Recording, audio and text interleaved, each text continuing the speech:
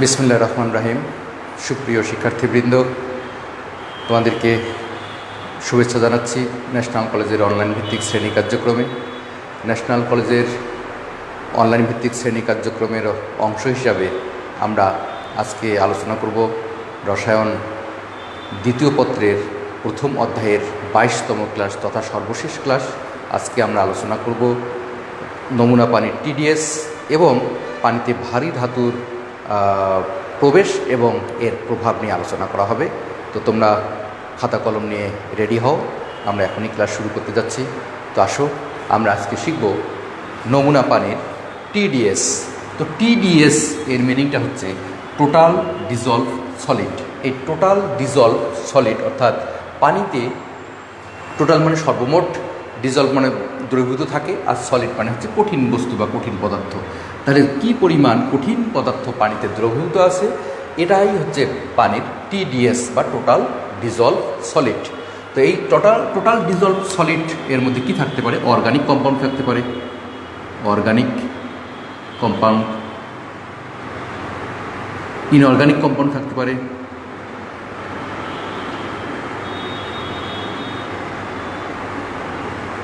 অথবা inorganic salt থাকতে পারে। এরপর এটা মাইক্রো অর্গানিজম থাকতে পারে,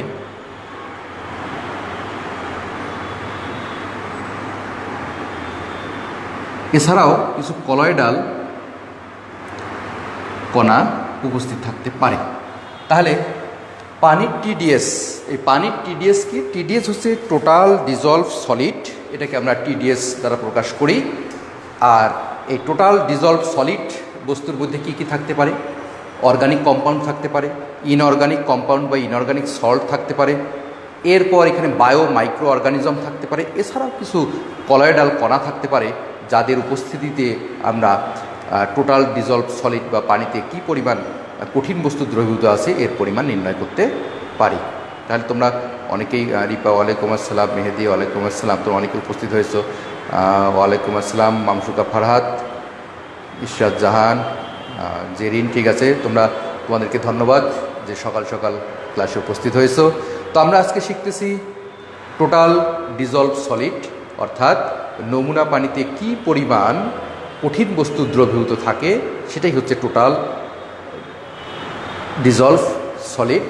এই টোটাল ডিজলভ সলিড আজকে কিভাবে নির্ণয় করা যায় সেটাই আমরা দেখব।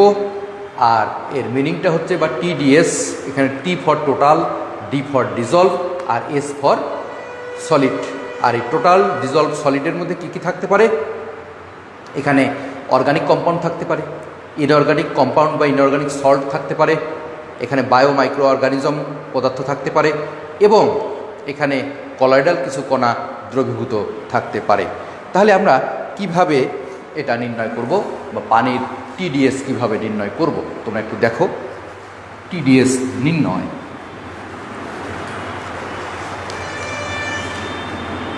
টিডিএস নির্ণয় কিভাবে আমরা নমুনা পানির টিডিএস নির্ণয় করব। তো মনে করো তোমার কাছে কিছু পরিমাণ নমুনা পানি দেওয়া আছে, এটা হচ্ছে নমুনা পানি। এখানে আরেকটা জিনিস বলে নেওয়া দরকার, যেখানে দুই ধরনের উপাদান থাকতে পারে নমুনা পানিতে, একটা হচ্ছে টিডিএস অ্যান্ড টিএসএস। এটা হচ্ছে টোটাল সাসপেন্ডেড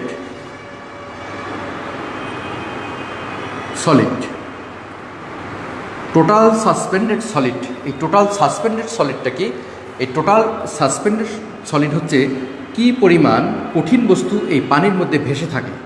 তো যে পরিমাণ কঠিন বস্তু পানির মধ্যে ভেসে থাকে সেটাকে বলা হচ্ছে টোটাল সাসপেন্ডেড সলিড। আর কি পরিমাণ কঠিন বস্তু পানিতে দ্রবীভূত থাকে সেটা হচ্ছে টোটাল ডিজলভ সলিড। তাহলে টিডিএস দিয়ে বুঝতে পারতেছি যে কি পরিমাণ কঠিন বস্তু এখানে দ্রবীভূত আছে, আর টিএসএস দিয়ে বুঝতে পারতেছি যে কি পরিমাণ কঠিন বস্তু এখানে ভেসে থাকে।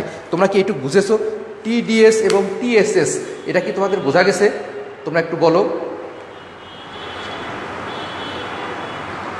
তোমরা কি বুঝতে পেরেছো যে টিডিএস এবং টিএসএস ব্যাপারটা কি?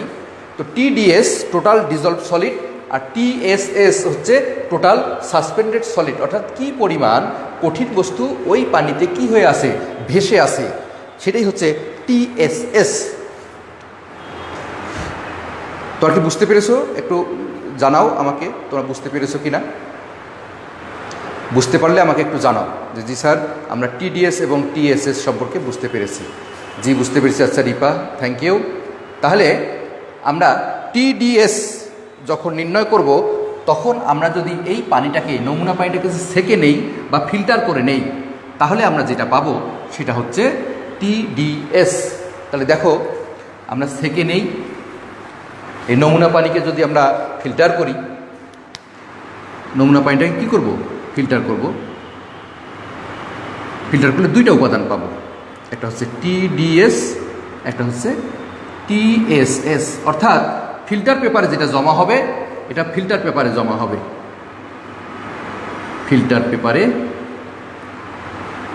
জমা থাকবে TSS, আর পানিতে দ্রবীভূত থাকবে TDS, এটা দ্রবীভূত থাকবে। দেখো তো এই পর্যন্ত বুঝেছো কিনা। তাহলে নমুনা পানি নিলাম, নমুনা পানি নিয়ে আমরা ফিল্টার করলাম, ফিল্টার করলে ফিল্টার পেপারে জমা থাকবে, নমস্কার প্রবী মিত্র, তো ফিল্টার পেপারে জমা থাকবে TSS অর্থাৎ টোটাল সাসপেন্ডেড সলিড, যেটা ফিল্টার পেপারে জমা থাকবে, আর পানিতে দ্রবীভূত থাকবে যেটা, সেটা TDS।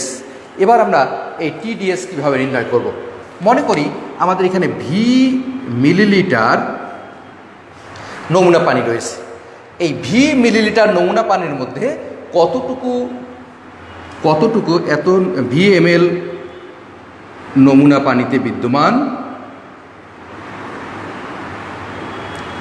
TDS কিভাবে নির্ণয় করব, কিভাবে নির্ণয় করব, এটা হচ্ছে আমাদের আজকের করণীয়। কিভাবে নির্ণয় করব দেখো তো একটু, যে V লিটার নমুনা পানি আমার কাছে আছে। আচ্ছা লেখা ব্লুর হয়ে গেছে, ঠিক আছে একটু ওয়েট করো। এখন কি বোঝা যায় লেখা? জেরিন এখন কি লেখা ঠিক আছে? তাহলে আমি আরেকটু বলে নেই। ক্লিয়ার? Okay thank you. যেহেতু ক্লিয়ার তাহলে আমরা এখন শুরু করি যে V লিটার নমুনা পানিতে কি পরিমাণ TDS দ্রবীভূত আছে সেটা আমরা নির্ণয়ের পদ্ধতি শিখতেছি। তো মনে করি আমার কাছে একটা কন্টেইনার আছে, একটা কন্টেইনার, এর ওয়েট হচ্ছে W1 গ্রাম। একটা কন্টেইনার, এই কন্টেইনারটার ওয়েট কতটুক? W1 গ্রাম। লেখা কি দেখা যায় এই পাশে লিখলে? হ্যাঁ, এটা একটা কন্টেইনারের ওয়েট হচ্ছে কতটুকু? W1 গ্রাম। এখন এই কন্টেইনারের মধ্যে আমরা কি করব? ওই নমুনা পানি VmLকে এখানে দেব, VmL এখানে যা ছিল এই VmL নমুনা পানিকে ওই কন্টেইনারের মধ্যে নিয়ে আমরা কি করব? হিট দিব। কত ডিগ্রি সেলসিয়াস তাপমাত্রা হিট দিব? 103 ডিগ্রি সেলসিয়াস থেকে 105 ডিগ্রি সেলসিয়াস তাপমাত্রায় আমরা উত্তপ্ত করব। উত্তপ্ত করলে এখানে বাষ্প হয়ে পানিটা চলে যাবে। যখনই বাষ্প হয়ে পানিটা চলে যাবে তখন কিন্তু আমার ওই কন্টেইনারে কিছু পরিমাণ সলিড দ্রবীভূত হয়ে পড়বে, জমা হয়ে যাবে। মনে করি এটার ওয়েট হচ্ছে W2 গ্রাম। তাহলে অবশেষ কতটুকু থাকলো? অবশেষ থাকবে W2 বিয়োগ W1 গ্রাম। তাহলে TDS কত হবে? TDS সমান সমান হচ্ছে W2 বিয়োগ W1 ডিভাইডেড বাই V। তবে আমরা এটাকে মিলিগ্রামে যদি নেই আর এটাকে যদি লিটারে নেই তাহলে আমরা ppm একক পাবো, অর্থাৎ ppm। তাহলে মনে রাখতে হবে আমাদের এই গ্রামটাকে কিভাবে মিলিগ্রামে প্রকাশ করব। তাহলে W2 মাইনাস W1 ইন্টু, আচ্ছা এখানে গ্রাম থাকুক আর এখানে মিলিলিটার থাকুক, আমরা পরের লাইনে চেঞ্জ করি, ইন্টু 10⁻³ গ্রামটাকে মিলিগ্রামে নিলাম, আর লিটারটাকে যদি আমরা মিলিলিটারটাকে যদি লিটারে নেই তাহলে 1000 দ্বারা ভাগ করব। তাহলে লেখা কি নিচে দেখা যায়? ক্যামেরা বেশি জুম হয়ে আছে, আচ্ছা ঠিক আছে।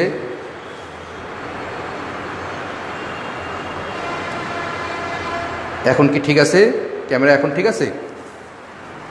তাহলে আমি এই দিকে লিখি তখন কি হবে W2 বিয়োগ W1 ইন্টু 10⁻³ মিলিগ্রাম, আর এখানে V ইন্টু 10⁻³ ইনভার্স 3 লিটার। তাহলে দেখো আমরা কি করলাম, প্রথমে একটা কন্টেইনার নিলাম, এই কন্টেইনারের ওয়েট মনে করি W1 গ্রাম।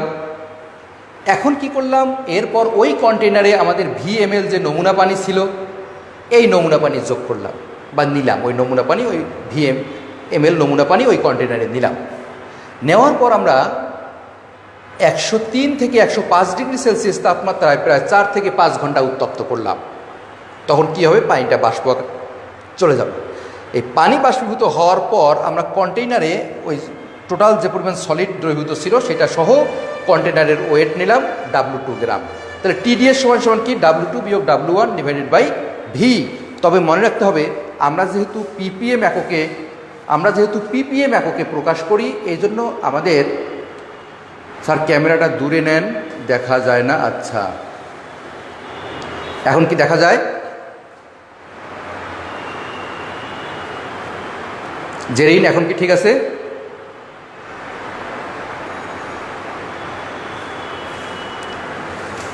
এখন কি ঠিক আছে কিনা দেখো। আমি আবার বলি,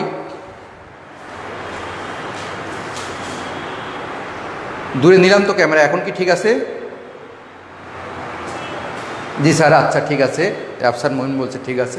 তো আমরা দেখো আজকে কী পড়তেছি, আমরা পড়তেছি TDS, টোটাল ডিজলভ সলিড, অর্থাৎ কোনো নমুনা পানিতে কি পরিমাণ কঠিন বস্তু দ্রবীভূত আছে তার পরিমাণ কীভাবে নির্ণয় করা যায়, বা কঠিন বস্তু যে দ্রবীভূত আছে সেটাকেই আমরা বলতেছি পানির TDS বা টোটাল বা মোট বা সর্বমোট দ্রবীভূত কঠিন বস্তু, সেটাই হচ্ছে টোটাল ডিজলভ সলিড। এখন কোনো একটা নমুনা পানির মধ্যে কি পরিমাণ টোটাল ডিজলভ সলিড আছে সেটা আমরা নির্ণয় করব। সেটা জানার আগে আমাদের জানা দরকার TSS। তাহলে টোটাল সাসপেন্ডেড সলিড আমরা কি করলাম, এই নমুনা পানি নিয়ে আগে ফিল্টার করলাম। ফিল্টার করলে আমরা দুইটা অংশ পাবো, একটা হচ্ছে কন্টেইনারে পানি পাবো, ওই পানির মধ্যে দ্রবীভূত থাকবে TDS, আর ফিল্টার পেপারে জমা থাকবে TSS, অর্থাৎ যে বস্তুটা পানির মধ্যে ভেসেছিল সেটা ফিল্টার পেপারে জমা হবে, সেটা হচ্ছে TSS। TSS আমাদের আলোচনার বিষয় না, আমাদের আলোচনার বিষয় হচ্ছে TDS। তো মনে করি আমরা V লিটার পানিতে TDS নির্ণয় করতেছি। আমরা কি করব, আগে একটা কন্টেইনার নেব, এই কন্টেইনারের ওয়েট নেব W1 গ্রাম। এরপর ওই যে আমাদের V লিটার আয়তনের যে পানি ছিল ওই পানিটা ওই কন্টেইনারে নেব, নিয়ে 103 থেকে 105 ডিগ্রি সেলসিয়াস তাপমাত্রায় প্রায় 4-5 ঘন্টা উত্তপ্ত করব। তাহলে পানিটা বাষ্প আকারে চলে যাবে। পানিটা যখন বাষ্পীভূত হয়ে পুরোপুরি চলে যাবে তখন যে অংশটুকু পড়ে থাকবে সেটা হচ্ছে টোটাল ডিজলভ সলিড। এই টোটাল ডিজলভ সলিডের সলিড সহ যদি আমরা কন্টেইনারের ওয়েট নেই সেটা হচ্ছে W2 গ্রাম। তাহলে আমাদের কতটুকু পদার্থ এখানে অধক্ষিপ্ত হইল বা অবশেষ থাকলো সেটা হচ্ছে W2 মাইনাস W1। তাহলে আমরা TDS কীভাবে নির্ণয় করতে পারি, যে W2 minus W1 divided by V, অর্থাৎ V লিটার আয়তনের V লিটার বা V মিলিলিটার যে আমরা নমুনা পানি নিয়েছিলাম সেটা। তাহলে আমরা একটু সূত্রটা একটু উপরে লিখি, তোমরা একটু নিচের সূত্রটা একটু উপরে লেখো। কী ছিল সেটা, যে TDS সমান সমান W2 অর্থাৎ টোটাল ডিজলভ সলিড সহ কন্টেইনারের ওয়েট, W1 হচ্ছে শুধুমাত্র কন্টেইনারের ওয়েট, আর V হচ্ছে আমরা কি পরিমাণ নমুনা পানি নিয়েছিলাম। তবে এই ওয়েটটাকে আমাদের প্রকাশ করতে হবে মিলিগ্রামে, আর ভিটা হচ্ছে রাখতে হবে লিটারে। তাহলে আমরা এককটা পাবো ppm একক। তোমরা একটু লিখো, সূত্রটা লিখো যে TDS সমান সমান W2 minus W1 milligram divided by V litre. এখন একটা অঙ্ক লেখো তোমরা, আমি একটু মুছে দিলাম।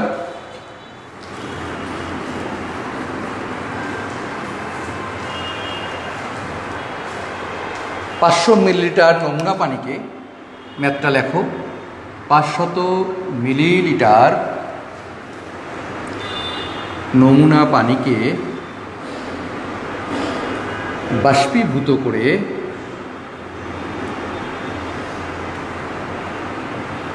তাহলে 500 মিলিলিটার নমুনা পানিকে বাষ্পীভূত করে 0.2 মিলিগ্রাম অবশেষ পাওয়া গেল।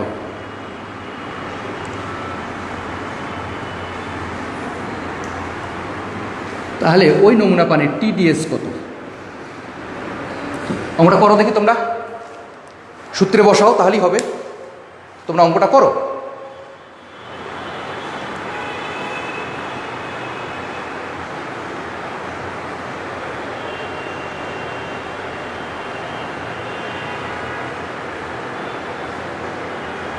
লেখা ক্লিয়ার না স্যার? আচ্ছা, এখন কি ক্লিয়ার দেখো তো।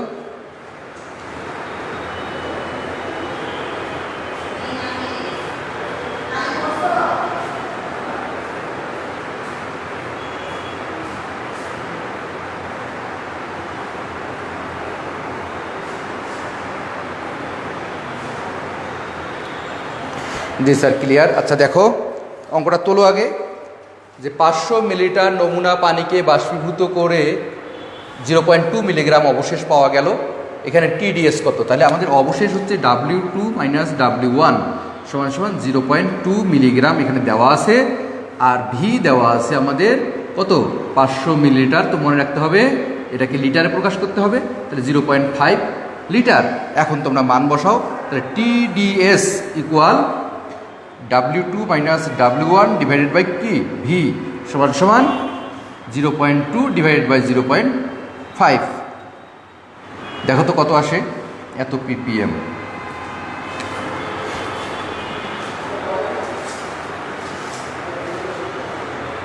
স্যার চ্যাপ্টারটা শেষ করতে আর কয়টা? আজকেই শেষ ক্লাস মেহেদি হাসান, এরপরে আমরা 3 নম্বর চ্যাপ্টারে যাব। 0.4 ppm, ঠিক আছে, 0.4 ppm।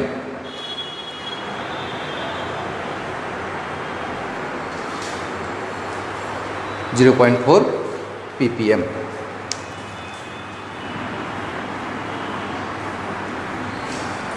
আরেকটা অঙ্ক লেখো। এটা কি সবাই করতে পেরেছো?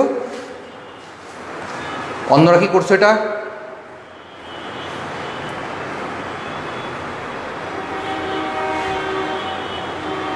.4 ppm, ঠিক আছে। সোয়েব তুমি, এটা তো মিলিগ্রামেই ছিল, তুমি কি মিলিগ্রামকে আবার মাইক্রোগ্রামে নিছো কিনা দেখো। সোয়েব আল হাসান মিলিগ্রামই তো আছে। 0.04 মামসুকা ফারাদ, ঠিক আছে। সোয়েব আল হাসান এবার ঠিক আছে, হ্যাঁ 0.04। আর একটা ম্যাথ লেখো তো। 250 ml, এখানে লেখো 250, 250 ml নমুনা পানিকে বাষ্পীভূত করে 0.0001, এখানে লেখো 0.0001 গ্রাম অবশেষ পাওয়া গেল। তাহলে টিডিএস কত? এই ম্যাথটা তোমরা নিজেরাই করো।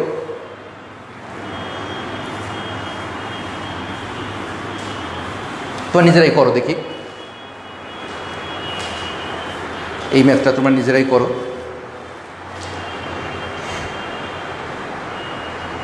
250 ml নমুনা পানিকে বাষ্পীভূত করে 0.001 গ্রাম অবশেষ পাওয়া গেল, তাহলে টিডিএস কত হবে?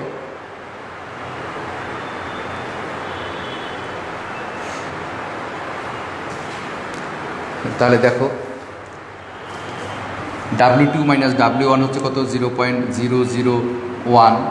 এটা তো গ্রামে আছে, তাহলে মিলিগ্রামে নেব, ইন্টু 10⁻³ ডিভাইডেড বাই কত হবে? দেখো এখানে 250 আছে, এই 250 mlটাকে আমরা কি করব? লিটারে নেব, তাহলে এত ppm। এখন রেজাল্টটা বলো তোমরা, দেখো কত আসে। মেহেদি হাসান বলছে স্যার আপনি জৈব রসায়ন করাইলে ভালো হতো। জৈব রসায়ন আমি ক্লাসেই শেষ করছি, নিশ্চয়ই তুমি ক্লাস করো নাই।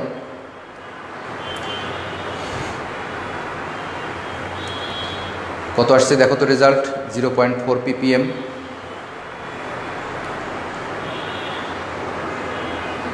মেহেদি হাসান, আমরা জৈব রসায়ন কোভিড-19 আগেই শেষ করেছিলাম। মামসুকা ফারাদ, তোমার রেজাল্ট ঠিক নেই, তোমার এখানে একটু ভুল হয়েছে আমারই, এখানে মাইনাস দাও। হ্যাঁ এবার ঠিক আছে, এবার মাইনাস দাও, তাহলেই হবে। মামসুকা ফারাদ এটা মাইনাস দিয়ে করো, কারণ আমরা মিলিলিটারটাকে লিটারে প্রকাশ করলাম, তাহলে এইখানে এককটা ছিল আমাদের গ্রাম, 10⁻³ দ্বারা গুণ করছি, মিলিগ্রাম হয়ে গেল। এখানে ছিল মিলিলিটার, 10⁻³ দিলাম, তাহলে হয়ে গেল লিটার।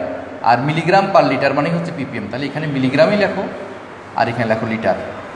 মিলিগ্রাম পার লিটার মানেই হচ্ছে ppm। দেখো রেজাল্টটা কত আসে। এবার ঠিক আছে, হ্যাঁ ঠিক আছে মানুষকা ফরাত, ঠিক আছে। এবার তো -3 দিয়ে করবা। ঠিক আছে, তাহলে আমরা এতক্ষণে জানতে পারলাম TDS এবং TSS সম্পর্কে, 0.4 ppm। এখন আমরা শিখব 0.4 ppm। আমরা এখন শিখব পানিতে ভারী ধাতুর প্রবেশ এবং প্রভাব। পানিতে তোমরা লেখো, পানিতে ভারী ধাতুর প্রবেশ এবং প্রভাব। ভারী ধাতুর, এখানে লিখতে পারো খাদ্য শৃঙ্খলে, খাদ্য শৃঙ্খলে ভারী ধাতুর প্রবেশ ও প্রভাব। তো ভারী ধাতুর মধ্যে আমরা শিখব লেড, ক্রোমিয়াম, ক্যাডমিয়াম, আর্সেনিক। এই 4টি ভারী ধাতু তোমাদের সিলেবাসে আছে, lead, chromium, cadmium, arsenic. Lead, chromium, cadmium এবং আর্সেনিক। ও আচ্ছা মেহেদি, না স্যার আমি মোহাম্মদপুর সরকারি কলেজের স্টুডেন্ট। আচ্ছা, থ্যাংক ইউ, আপনাদের ক্লাসগুলো দেখি খুব ভালো লাগে, থ্যাংক ইউ তোমাকে। আমি তো মনে করছিলাম তুমি আমাদেরই স্টুডেন্ট, তোমার নামে আমাদের স্টুডেন্ট আছে এই নামে, তো সমস্যা নেই, তুমি আমাদের সাথে কন্টিনিউ করো। হয়তো সময় পেলে 3rd চ্যাপ্টার শেষ করেই আমি আবার ফিরে আসবো জৈব যৌগ পড়াতে। তুমি আমাদের সাথে লেগে থাকো, ইনশাল্লাহ সমস্যা হবে না। তো তুমি মোহাম্মদপুর সরকারি কলেজের স্টুডেন্ট, এটা আমার জানা ছিল না, এই জন্য আমি ভাবছিলাম যে তুমি হয়তো আমাদেরই স্টুডেন্ট, তো আমার একটু ভুল হয়ে গেছে তোমাকে চিনতে। সমস্যা নাই, তুমি আমাদের সাথে লেগে থাকো, ইনশাল্লাহ জৈব যৌগ পড়াবো আমি আমার মতো করে। তো দেখো লেড, এই লেড সম্পর্কে একটু আমরা জেনে নেই। পিবি, আমরা মোটামুটি লেড সম্পর্কে একটু জানতে পারলেই অন্যান্য ধাতুগুলো সম্পর্কে জানতে পারবো। তো দেখো লেড এর উৎস কি কি? লেডের উৎস হচ্ছে lead storage battery. Lead storage battery আমরা আইপিএসে ব্যবহার করি, যেটা আইপিএস হিসাবে ব্যবহৃত হয়, মোটর গাড়িতে ব্যবহৃত হয়, আর বাসা বাড়িতে আইপিএসে আমরা যেটা ব্যবহার করি সেটা হচ্ছে লেড স্টোরেজ ব্যাটারি। এই লেড স্টোরেজ ব্যাটারি থেকে আমরা লেড পেতে পারি। এরপরে দেখো গ্যাসোলিনের দহন, গ্যাসোলিনের দহন থেকে আমরা লেড পেতে পারি। এছাড়াও আমরা বিভিন্ন ইন্ডাস্ট্রিতে, যেমন লেড শিল্প থেকেও কিন্তু আমরা লেড পেতে পারি। তাহলে এই সমস্ত জায়গা থেকে লেড ধাতু কোথায় আসতেছে? মাটিতে, পানিতে, এখানে লেখো পানি, পানিতে মিশে যাচ্ছে, বায়ুতে মিশে যায় এবং মাটিতে মিশে যায়। লেখা কি দেখা যায়? দেখো তো একটু। আচ্ছা ঠিক আছে, পানি থেকে গ্রহণ করে এটাকে প্লাঙ্কটন, জুওপ্লাঙ্কটন, ফাইটোপ্লাঙ্কটন, আর বায়ু থেকে মানুষ সরাসরি এটা গ্রহণ করে। মাটিতে যখন যায়, মাটি থেকে উদ্ভিদ এটাকে গ্রহণ করে। দেখো একটু টার্মটা, তাহলে পানি থেকে প্লাঙ্কটন, বায়ু থেকে মানুষ এবং মাটি থেকে উদ্ভিদ, উদ্ভিদ থেকে কিন্তু গরু ছাগল বা গৃহপালিত পশু গরু ছাগল। এখন দেখো এই গরু ছাগল থেকে আবার মানুষের মধ্যে চলে আসে, উদ্ভিদ থেকে মানুষের মধ্যে চলে আসে, এই প্লাঙ্কটন থেকে চলে যায় মাছে, আর মাছ যখন মানুষ গ্রহণ করে তখন মানুষের মধ্যে চলে আসে এবং লেডের দূষণ ঘটায় এবং লেড দূষণ হয়। দেখো তো এটা তোমরা লিখতে পারো কিনা? দ্রুত একটু লেখো, দ্রুত একটু লেখো, দ্রুত একটু লেখো যে লেড স্টোরেজ ব্যাটারি থেকে, গ্যাসোলিনের দহন থেকে এবং লেড শিল্প থেকে লেড পাওয়া যায় বা লেডের উৎস এখন দেখো এই লেড পানিতে, বায়ুতে এবং মাটিতে মিশে যায়। পানি থেকে প্ল্যাঙ্কটন, মাছ, প্ল্যাঙ্কটন থেকে মাছের মধ্যে চলে যায়, বায়ু থেকে সরাসরি মানুষের মধ্যে চলে আসে, আবার মাটি থেকে উদ্ভিদ এটাকে গ্রহণ করে, উদ্ভিদ থেকে গরু ছাগলের মধ্যে যায়, গরু ছাগল থেকে আবার মানুষের মধ্যে আসে। এভাবেই কিন্তু লেড দূষণ ঘটাচ্ছে, এভাবে লেড দূষণ ঘটায়। এখন লেডের দূষণ, লেড যখন দূষণ হয় তখন কি কি সমস্যা? কিডনি নষ্ট হয়, রক্তশূন্যতা দেখা যায়। এখানে কিডনি নষ্ট হয়, কিডনি নষ্ট হয়, রক্ত স্বল্পতা দেখা যায়। কিডনি নষ্ট দেখে তো একটু ক্যামেরাটা এদিকে নিতে হবে, একটু ক্যামেরাটাকে এদিকে নিলাম। হ্যাঁ, রক্ত স্বল্পতা, কিডনি নষ্ট, এরপরে উচ্চ রক্তচাপ, উচ্চ রক্তচাপ এবং মস্তিষ্কের সমস্যা, লিভারের সমস্যা। মস্তিষ্কে সমস্যা, লিভার সমস্যা দেখা যায়। তাহলে দেখো, এই লেড স্টোরেজ ব্যাটারি, গ্যাসোলিনের দহন এবং লেড শিল্প থেকে লেড ধাতু পাচ্ছি। এই লেড ধাতু কী হয়? পানিতে মিশে যায়, বায়ুতে মিশে যায় এবং মাটিতে মিশে যায়। মাটি থেকে উদ্ভিদের মধ্যে যায়, উদ্ভিদ থেকে গরু ছাগলের মধ্যে যায়, সেখান থেকে মানুষের মধ্যে চলে আসে। পানি থেকে প্ল্যাঙ্কটন, জুও প্ল্যাঙ্কটন এবং ফাইটো প্ল্যাঙ্কটনের মধ্যে চলে যায়, সেখান থেকে মাছ গ্রহণ করে, মাছ থেকে মানুষের মধ্যে আসে। আর এটা যখন দূষণ ঘটায় তখন মানুষের কী কী সমস্যা হতে পারে? যে খাদ্য শৃঙ্খলে যখন এই লেড দূষণ হয় তখন কিডনি নষ্ট হয়, রক্ত স্বল্পতা, এখানে রক্ত স্বল্পতা হয়, উচ্চ রক্তচাপ সৃষ্টি হয়, মস্তিষ্কের সমস্যা হয় এবং লিভারের প্রবলেম হয়। এছাড়াও মিউনিসিপ্যাল পাইপ দিয়ে যখন লেড আসে, তা লেড নির্মিত যখন পাইপ আমরা ব্যবহার করি তখন লেড হাইড্রক্সাইড তৈরি হয়। এই লেড হাইড্রক্সাইডটা মানুষের শরীরে বিষক্রিয়া ঘটায়। এভাবেই লেড মানুষের শরীরে প্রবেশ করলে এই সমস্যা হতে পারে। তোমরা কি লিখতে পেরেছো? তোমরা কি লিখতে পেরেছো? আমরা লেড সম্পর্কে একটু জানলাম, তোমরা কি লিখতে পেরেছো? তাহলে লেড এর উৎস, লেড স্টোরেজ ব্যাটারি, গ্যাসোলিনের দহন, লেড শিল্প, তাই সেখান থেকে আমরা লেড ধাতু পাচ্ছি, সেখান থেকে পানি, বায়ু, মাটিতে প্রবেশ করতেছে। একটু দেখে নাও তোমরা।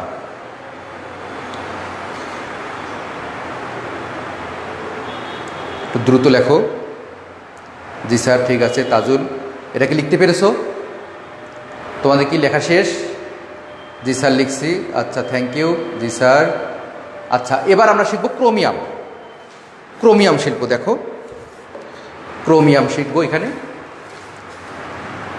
তাহলে ক্রোমিয়ামের উৎসগুলো একটু আমরা জেনে নেই। ক্রোমিয়ামের কী কী উৎস আছে? যেমন চামড়া শিল্প, এখানে তোমরা লেখো। ক্রোমিয়ামের উৎস হচ্ছে ট্যানারি শিল্প বা চামড়া শিল্প। ট্যানারি, ট্যানারি শিল্প। রং বা বার্নিশ শিল্প, রং অথবা বার্নিশ, এই শিল্প থেকে আমরা ক্রোমিয়াম পেতে পারি। এরপর টেক্সটাইল থেকে পেতে পারি,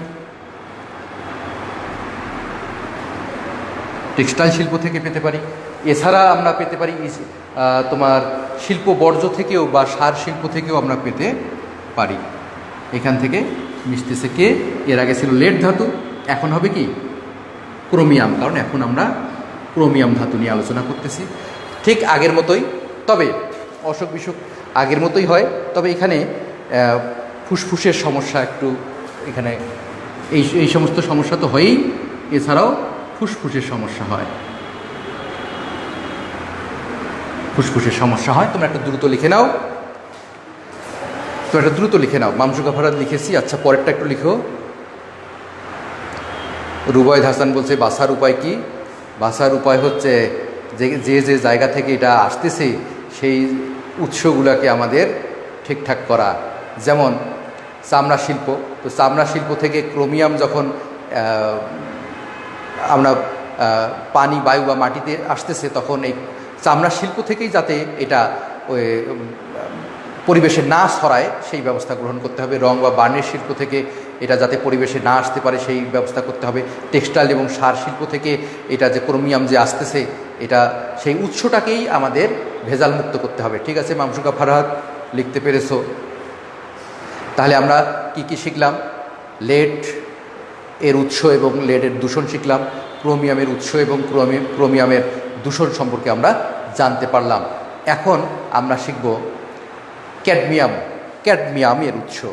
দেখো একটু ক্যাডমিয়াম, তাহলে এখানে দেখো মোটামুটি এখানে লেড ছিল, যখন ক্রোমিয়াম দেবো তখন কিন্তু এখানে ক্রোমিয়াম হবে, আর এখানে ক্রোমিয়াম থাকলে এখানে ক্রোমিয়াম, এখানে লেড থাকলে এখানে লেড, এটা একটু মনে রাখবা। এবার দেখো আমরা শিখব ক্যাডমিয়াম। এই ক্যাডমিয়াম ধাতু কিভাবে শরীরে প্রবেশ করতেছে। তো ক্যাডমিয়াম আসতে পারে কোথা থেকে? নিকেল ক্যাডমিয়াম ব্যাটারি শিল্প থেকে। এছাড়াও আমরা যে জীবাশ্ম জ্বালানির ব্যবহার করি সেই জীবাশ্ম জ্বালানি থেকে,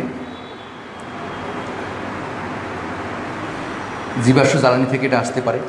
এরপর এটা জিঙ্ক শিল্প থেকে, জিঙ্ক ইন্ডাস্ট্রিতে, সেই শিল্প থেকে আসতে পারে। বিভিন্নভাবে আমরা এই ক্যাডমিয়াম পেতে পারি। তাহলে এখানে আমাদের এখন হবে ক্যাডমিয়াম। তারপর এখানে তাহলে আমরা দেবো কি? ক্যাডমিয়াম। এখানে হাড়ের একটা ক্ষয়, এখানে একটা অতিরিক্ত যে হাড় ক্ষয়জনিত একটা রোগ, ইটাই এর নাম, ইটাই। এই ইটাই রোগ ক্যাডমিয়ামের মাধ্যমে ছড়ায়। কী রোগ? ইটাই। তোমরা একটু লেখো রোগটার নাম, ইটাই। একটু দ্রুত লেখো, ইটাই রোগ। অস্থির ক্ষয়, এখানে হাড় না লিখে লেখো অস্থির ক্ষয়।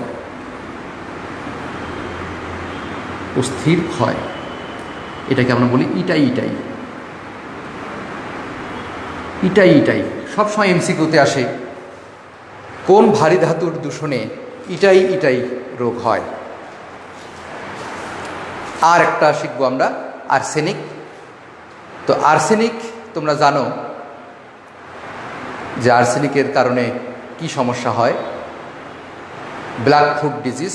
তোমরা একটু মনে রাখবা, আর্সেনিকের কারণে ব্ল্যাক ফুট ডিজিজ, যেটা হাতের পাতায় যে ঘা হয় সেটা আমরা ব্ল্যাক ফুট ডিজিজ হিসাবে চিহ্নিত করি, বা ওই রোগের নাম হচ্ছে ব্ল্যাক ফুট ডিজিজ। তা তোমাদের কি লেখা হয়েছে এই পর্যন্ত? এরপরে তোমাদের আইসিটি ক্লাস, তোমরা সবাই ক্লাসে উপস্থিত থাকবে। বাইরের কলেজের যারা আসো তারাও উপস্থিত থাকবে, আমাদের নীলিমা ম্যাডাম ক্লাস নেবেন, তোমরা সবাই থাকবে। মেহেদি হাসান তুমিও থাকবে, হ্যাঁ, মোহাম্মদপুর সরকারি কলেজের স্টুডেন্ট তুমি। আমাদের নীলিমা ম্যাডাম এখন আমার ক্লাস শেষ হলেই আইসিটি ক্লাস নেবেন। তোমরা মোটামুটি মনে হয় লিখতে পেরেছো। এখন আমরা একটু শিখব, কি শিখব? আর্সেনিকের দূষণ। তো আর্সেনিক দেখো কোন কোন শিল্প থেকে আর্সেনিক আসতেছে। তাহলে এখানে আমরা আর্সেনিক দূষণ এখন শিখব। দেখো সব একই রকম, শুধু ধাতুটা চেঞ্জ করে দিচ্ছি আর উৎসটা চেঞ্জ করে দিচ্ছি, বাকি সব প্রায় একই রকম। আর দুই একটা রোগ একটু ভিন্ন রকম রোগ হচ্ছে, দুই একটা, যেমন ক্যাডমিয়ামের ক্ষেত্রে ইটাই, আর আর্সেনিকের ক্ষেত্রে আমরা শিখব যে ব্ল্যাক ফুট ডিজিজ। আর বাকি রোগগুলো মোটামুটি সব সময়ই হয়ে থাকে এই ভারী ধাতুর দূষণের কারণে।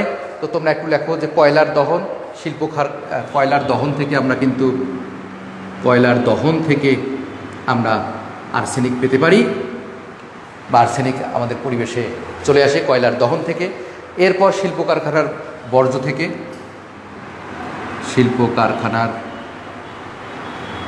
বর্জ্য থেকে আসে। এছাড়াও আমরা ভূত্বকের ক্ষয় থেকেও পেতে পারি, ভূত্বকের ক্ষয়, এগুলো হচ্ছে আর্সেনিকের উৎস। এই আর্সেনিক পানি, বায়ু এবং মাটিতে চলে যায়। পানি থেকে প্ল্যাঙ্কটন, যেমন জুও প্ল্যাঙ্কটন, ফাইটো প্ল্যাঙ্কটন গ্রহণ করে, সেখান থেকে আবার মাছের পেটে চলে যায়। মাছ যখন আমরা ভক্ষণ করি তখন মানুষের মধ্যে চলে আসে। আবার বায়ু থেকে সরাসরি মানুষ শ্বাস প্রশ্বাসের সাহায্য গ্রহণ করে। আর মাটিতে যে পরিমাণ আর্সেনিক থাকে সেটা কি হয়? উদ্ভিদের মধ্যে চলে যায়। উদ্ভিদ যখন আবার গরু ছাগল গ্রহণ করে তখন এটা গরু ছাগলের মধ্যে চলে যায়। মানুষ যখন আবার এদের মাংস ভক্ষণ করে তখন মানুষের মধ্যে চলে যায় এবং আর্সেনিকের দূষণ হয়। এরপর যে সমস্যাগুলো হয় সেগুলো তো তোমরা বুঝতেই পারতেছো। তো সুপ্রিয় শিক্ষার্থীবৃন্দ, আমরা দীর্ঘদিন ধরে এই রসায়ন দ্বিতীয় পত্রের পরিবেশ রসায়ন নিয়ে আলোচনা করলাম। তো আজকে মোটামুটি আমরা শেষ করতে পারলাম। আমাদের যা যা সিলেবাসে ছিল এবং আলোচনার বিষয়বস্তু ছিল সব আমরা আলোচনা করেই ফেলেছি। এই চ্যাপ্টারে আর কোনো কিছুই বাকি নেই। তোমরা শুধু যে যে ক্লাস মিস করেছো সেটা দেখে আবার একবার এটা তোমরা আয়ত্ত করে নিবে। আরেকটা কথা হচ্ছে যে আমরা যেহেতু জৈব যৌগ পড়েই ফেলেছি ক্লাসে, যখন কোভিড-19 আগেই আমরা দ্বিতীয় পত্রের দ্বিতীয় অধ্যায় পড়ে ফেলেছি, তো তোমাদের খাতায় তো এগুলো লেখাই আছে, তোমরা মাঝে মধ্যে একটু রিভিশন করবে।